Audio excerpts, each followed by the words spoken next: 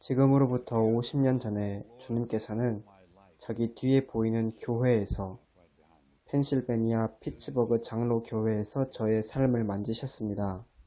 저는 그곳에서 성령님을 만났습니다. 아주 오래전의 일이지요. 그날 저에게 실제적이셨던 성령님은 오늘도 저에게 실제적인 분이십니다. 오늘 저는 하나님께서 말씀을 통해 여러분을 만지시기를 기도합니다. 믿음 안에서 당신을 강하게 하시기를 기도합니다. 이번 주는 아주 놀라운 주간입니다. 하나님께서는 3일 연속으로 병든 분들을 고치셨습니다. 저는 오늘도 하나님이 고치실 줄을 믿습니다. 하나님께서 같은 일을 행하실 것입니다.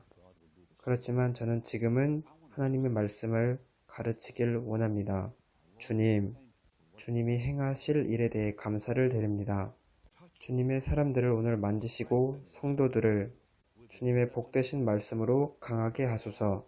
주님께 모든 찬양을 드립니다. 예수님 이름으로 기도합니다. 아멘. 오늘 저는 병든 분들을 위해 다시 기도할 것입니다. 함께 마가복음 11장 22절을 보겠습니다.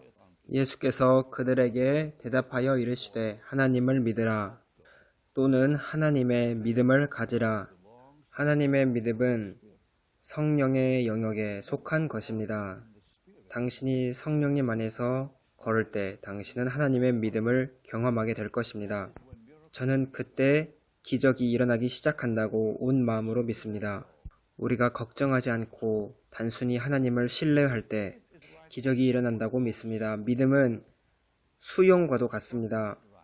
물속에서 발버둥 치면 당신은 가라앉습니다. 당신이 힘을 빼면 당신은 둥둥 뜹니다. 이것은 모두 신뢰에 관한 것입니다. 단지 주님을 신뢰하시고 고개를 드세요. 고린도후서 4장 13절을 보면 믿음은 성령님이 주시는 것이라고 말씀합니다. 왜냐하면 주님은 믿음의 영이시기 때문입니다. 기록된 바 내가 믿었으므로 말하였다 한 것 같이 우리가 같은 믿음의 영을 가졌으니 우리도 믿었으므로 또한 말하노라. 갈라디아서 2장을 보겠습니다.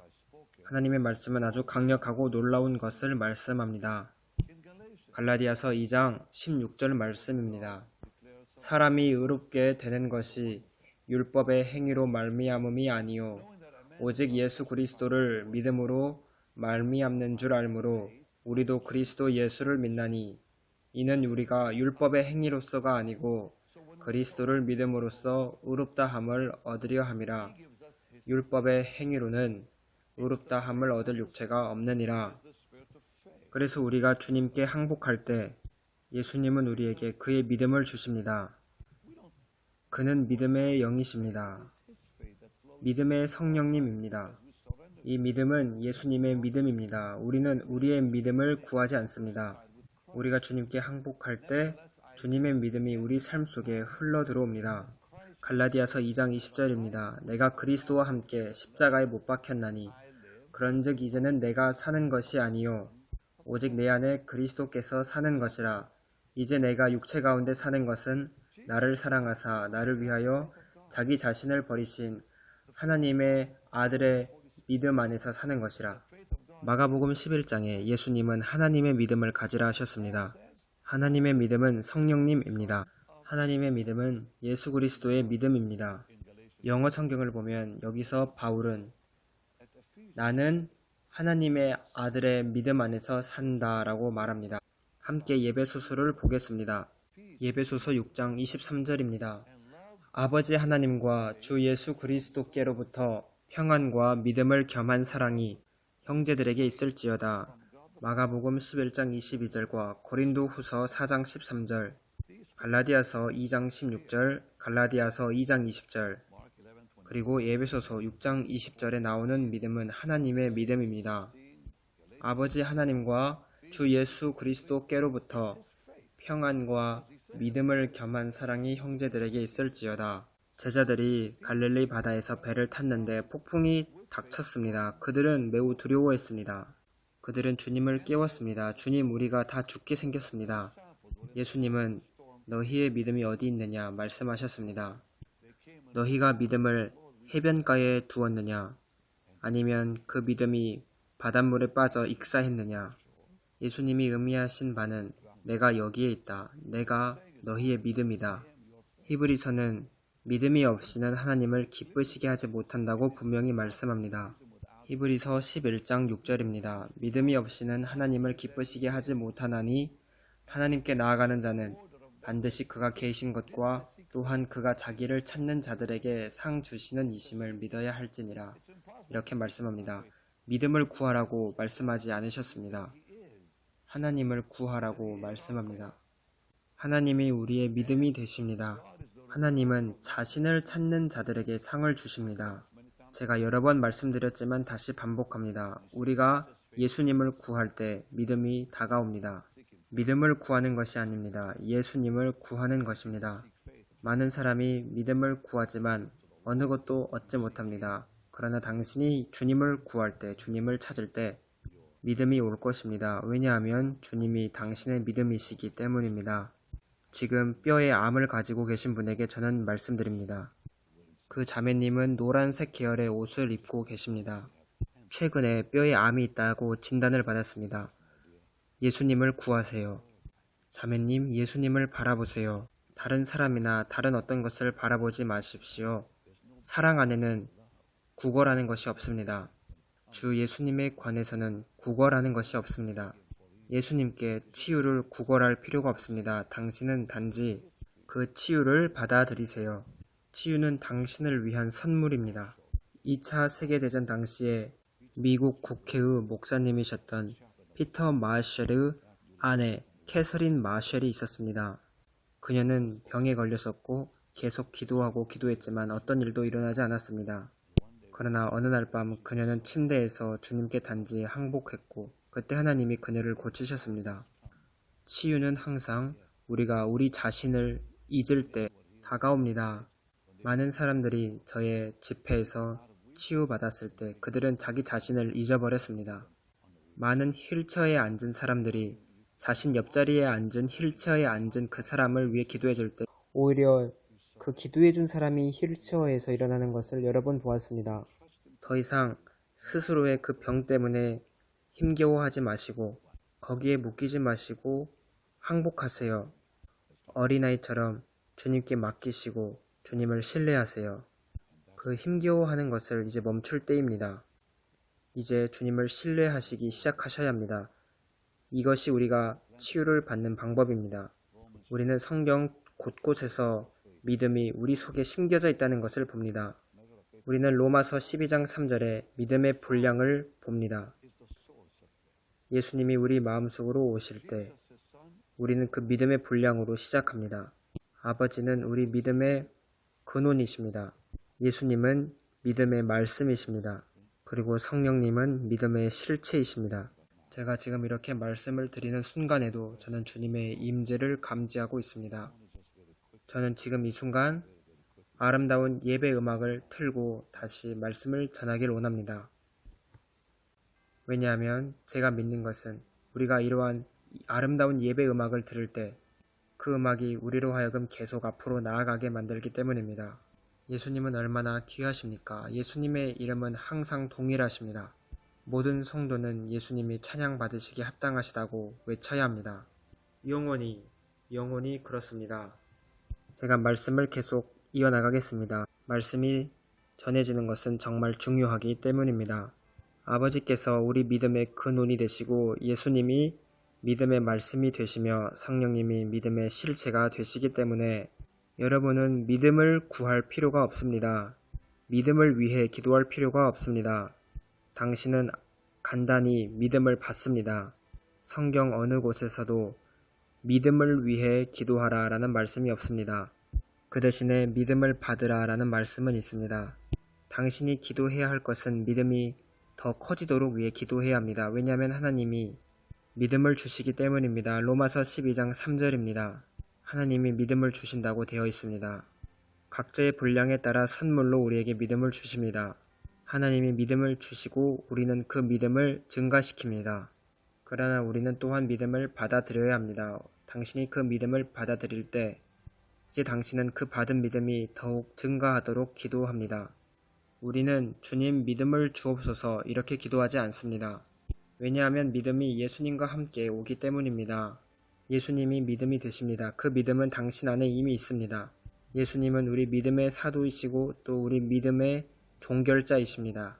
여러분이 해야 될 것은 예수님께 나아가서 사랑하는 예수님, 저의 삶을 만져주세요. 사랑하는 예수님, 저의 약점과 저의 연약함과 질병과 결박을 드립니다. 이렇게 말하세요. 여러분의 모든 걱정을 주님께 말씀드리시고 예수님께 맡기세요.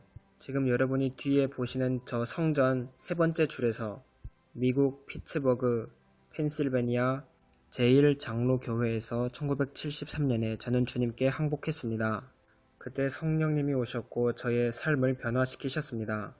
그리고 50년이 지난 지금 저는 여기에서 여러분에게 그의 복되신 말씀을 전하고 있습니다. 하나님이 주시는 치유를 받으세요. 저는 지금 오른쪽 손에 화상을 입으신 분을 봅니다. 요리를 하시다가 화상을 입으신 것 같습니다. 정확한 이유는 저는 잘 모릅니다. 그러나 당신의 손에 화상이 있습니다. 지금 당신은 그 오른손에 시원한 공기를 느낍니다. 시원함을 느낍니다. 저는 보통 이렇게 말하지 않습니다. 왜냐하면 하나님이 치유하실 때 사람들은 보통 따뜻함을 느끼기 때문입니다. 그러나 당신은 지금 그 손에 시원함을 느끼고 있습니다. 다음날 아침이 되면 당신의 그 화상은 사라져 있을 것입니다. 아침이 되면 당신의 손에서 그 화상은 사라집니다. 저는 기적을 행하시는 하나님을 믿기에 기적을 믿습니다. 저는 기적을 믿습니다. 왜냐하면 저는 기적의 하나님을 믿기 때문입니다. 이제 당신은 그 기적이 일어나기를 기대하시고 받아들이세요. 지금 조라고 불리는 형제의 척추가 나았습니다. 당신은 등 하부 쪽에 통증을 느끼고 있습니다. 당신은 지금 초록색 계열의 옷을 입고 계십니다. 당신은 젊은이입니다. 하나님께서 그 형제의 등을 고치신다고 말씀합니다. 당신은 30대 후반 정도 되셨습니다. 그 치유를 지금 받아들이세요. 사랑하는 예수님, 치료해 주심에 대해 감사를 드리고 찬양을 드립니다. 그 젊은이의 허리에 있는 통증을 제가 꾸짖습니다. 예수님의 영광스러우신 이름으로 꾸짖습니다. 주님께 찬양을 드립니다. 성경은 아주 명확하게 믿음이 우리 속에 심겨져 있다고 말씀합니다. 믿음은 믿는 사람 모두에게 심겨져 있습니다. 예수님께서 마가복음 4장 30절에 무엇을 말씀하셨습니까? 또 이르시되 하나님의 나라는 사람이 씨를 땅에 뿌림과 같으니 겨자씨 한 알과 같으니 땅에 심길 때에는 땅 위의 모든 씨보다 작은 것이로되 마치 믿음이 심긴 것과 같습니다. 심긴 후에는 자라서 모든 풀보다 커지며 큰 가지를 내나니 공중의 새들이 그 그늘에 깃들일 만큼 되느니라. 하나님께서 믿음을 당신 속에 심으셨습니다. 로마서 12장 3절의 말씀처럼 하나님은 각자에게 믿음의 분량을 주셨습니다. 이제 당신이 해야 될 것은 그 받은 믿음을 증가시키는 것입니다. 그 믿음을 증가시킬 시간입니다. 그 믿음으로 행동할 시간입니다. 주님을 신뢰하세요. 왜냐하면 하나님이 약속하셨기 때문입니다. 믿음은 성장합니다. 그리고 우리는 믿음에 대해서 반드시 이해해야 합니다. 데살로니가 후서 1장 3절에 바울이 무엇이라 말했는지 보겠습니다. 형제들아, 우리가 너희를 위하여 항상 하나님께 감사할지니 이것이 당연함은 너희의 믿음이 더욱 자라고 너희가 다 각기 서로 사랑함이 풍성함이니. 데살로니가 교회의 믿음이 더욱 자랐다고 말씀합니다. 그래서 믿음은 작은 믿음에서 큰 믿음으로 그리고 온전한 믿음으로 성장합니다. 마태복음 14장을 보면 예수님께서 제자들에게 너희 믿음이 작은 자들아 이렇게 말씀하셨습니다. 마태복음 8장에서는 백부장에게 예수님은 믿음이 큰 자라고 하셨습니다. 그렇지만 야고보서 2장 22절에는 믿음이 온전하게 되는 것에 대해 말씀합니다. 온전한 믿음을 말씀합니다. 온전한 믿음이 우리의 목적지입니다. 우리는 모두 처음에 적은 믿음에서 시작합니다. 그리고 그 믿음은 점점 성장하여 큰 믿음이 됩니다. 그리고 더욱 성장하여 온전한 믿음이 됩니다. 그때 비로소 우리는 주님께 온전히 의지합니다. 우리는 우리의 스스로를 신뢰하고 우리의 마음을 믿을 수 없습니다. 우리는 다른 누군가를 믿을 수 없습니다. 우리는 오직 주님만 신뢰할 수 있습니다. 우리는 오직 주님만 신뢰합니다. 우리는 신뢰하고 주님께 순종합니다. 옛날 찬송 중에 이러한 가사가 있습니다. 의지하고 순종하는 길은 예수 안에 즐겁고 복된 길이로다. 그 믿음을 우리는 마음속에 가지고 있습니다. 그 우리 마음에 있는 믿음이 성장하고 점점 더 증가할 때 우리는 보이지 않는 것들을 보기 시작합니다. 우리는 불가능한 일을 믿기 시작합니다. 그리고 우리는 아주 놀라운 일을 행하게 됩니다. 이렇게 믿음이 온전하게 되면 우리는 보이지 않는 것을 보고 그 온전하게 된 믿음을 통해 우리는 불가능한 일을 믿기 시작합니다. 그때 더 이상 불가능한 것은 없게 됩니다. 그리고 그 온전하게 된 믿음을 통해 우리는 놀라운 일을 행하게 됩니다. 주님, 예수님의 이름으로 그들을 온전한 믿음으로 데려가 주옵소서. 이 어두운 세상 속에서 그들로 하여금 온전한 믿음을 갖게 하소서. 이들로 하여금 온전한 믿음의 단계에 이르게 하소서. 예수님의 영광스러우신 이름으로 기도드립니다. 방금 어떤 자매님이 주님께 자신의 피와 관련된 병을 고쳐달라고 구했습니다. 그 병이 저는 어떤 것인지 정확히는 모르지만 확실한 것은 피와 관련된 병이라는 겁니다.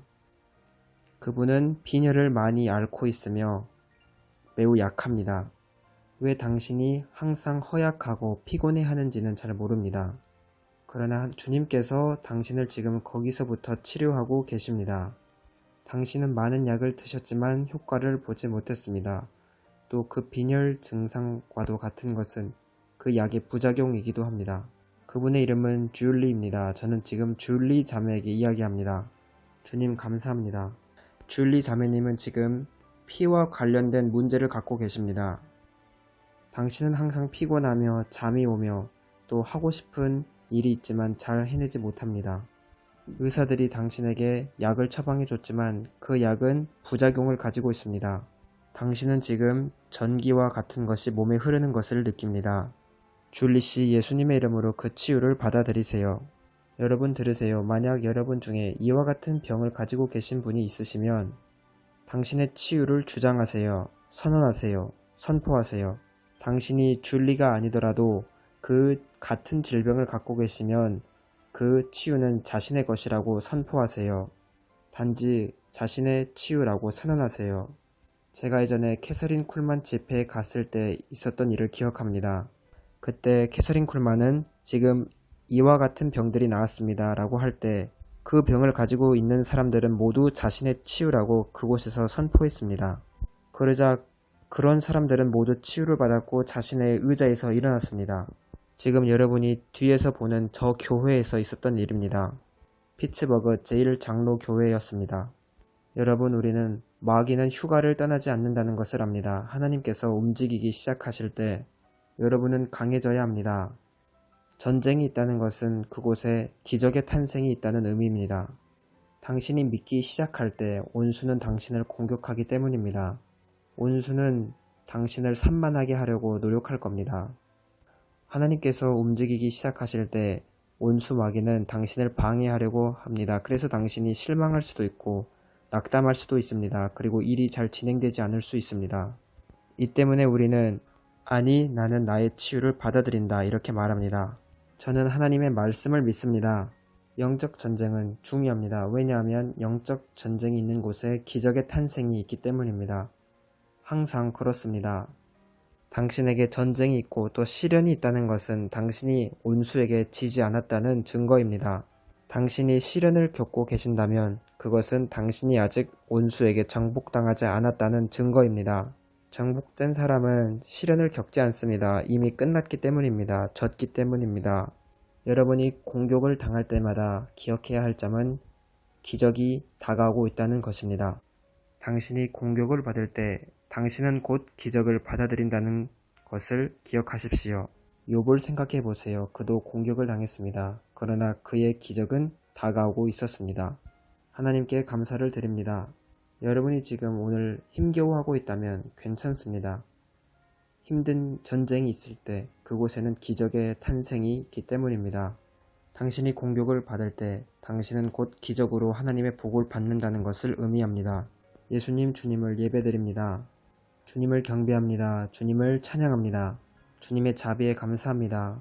주님의 임재하심에 대해 찬양을 드리세요. 지금 양쪽 귀에 청력으로 고통당하는 분을 치료하십니다. 지금 당신은 아주 엄청난 열을 느낍니다.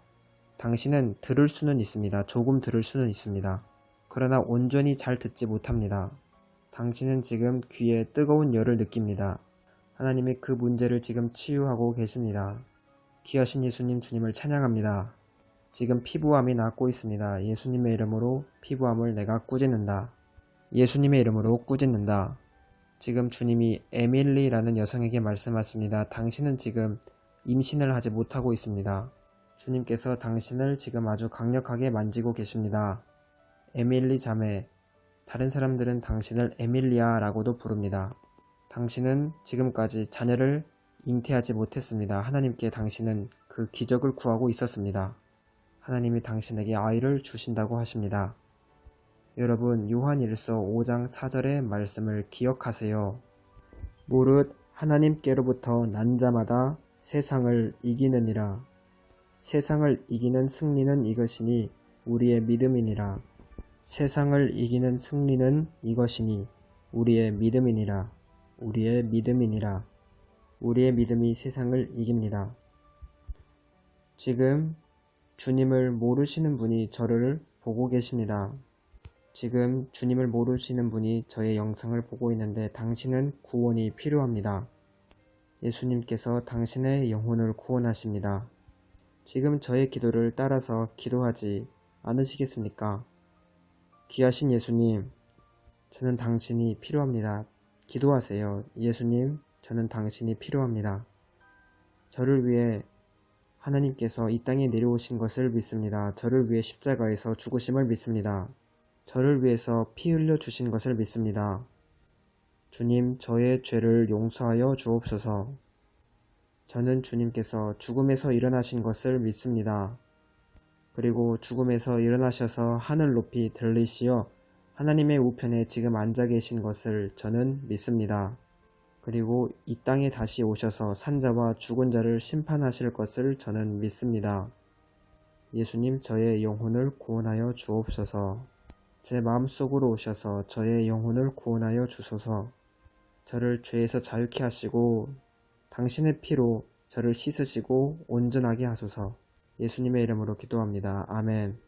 오늘 주님께서 이 프로그램을 통해 하신 일을 감사합니다.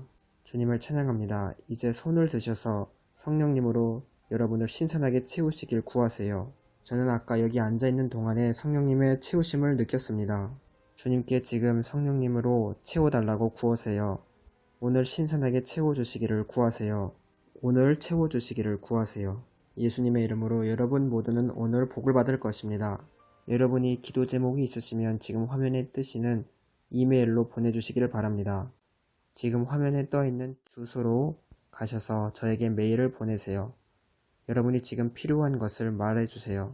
저는 당신과 함께 기도할 겁니다. 당신을 위해 기도할 것입니다.